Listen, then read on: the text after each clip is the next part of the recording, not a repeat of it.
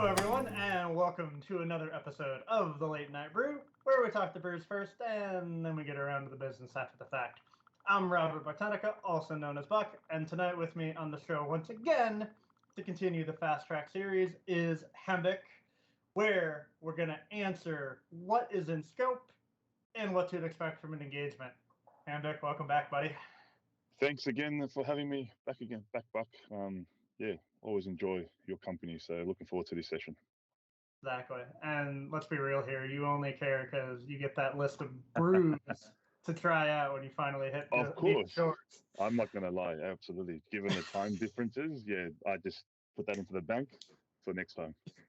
Exactly. So, you know the drill. On the brews, what are you having with me this day? Well, considering it's almost 10 a.m. here in Sydney, I'm on probably my seventh shot of coffee already, so that's what I'm having today.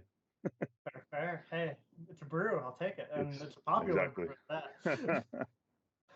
I am having, this one's way more standard German Paulaner Hefeweizen. So there you go, from Munich. Drink a lot of this when I visited Munich, so it's nice to have a little refresher. Add that to the bank.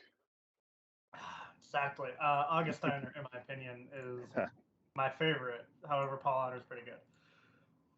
Now, getting to it, yep. What is in scope / is included for FastTrack?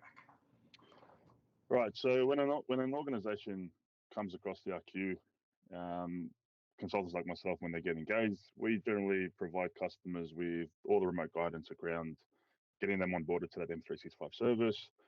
We provide them, or we can conduct technical workshops, business enablement workshops. We provide resources, now whether that be straight publicly available resources through Microsoft, or whether it be FastTrack developed specific resources that we can help with, that we can provide. Yeah. There's also some deployment wizards that Microsoft has recently made available through to customers accessible from their admin center. So that's just generally a follow the bouncy ball type wizard to take them through the onboarding of that specific workload. And ideally, it's not just providing the resources and telling the customer to go digest and come back to us with questions. We'll still follow up with additional sessions once we sent through all the documentation, just to make sure they've understood what we sent through, there's specific points within the documents that they need to focus on. So providing them as much guidance so they don't feel that we're just dumping them with a whole bunch of material and they have to try and digest it all on their own.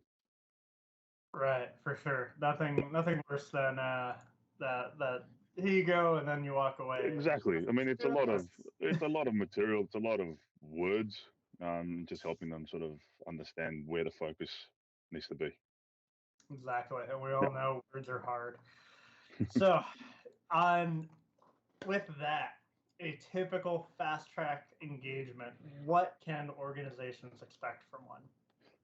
So generally what we do is, outside of the workshops that we schedule, we'll set up a regular cadence with the customer. Now, depending on timelines, the customer's timelines, that could be a weekly call or a fortnightly call.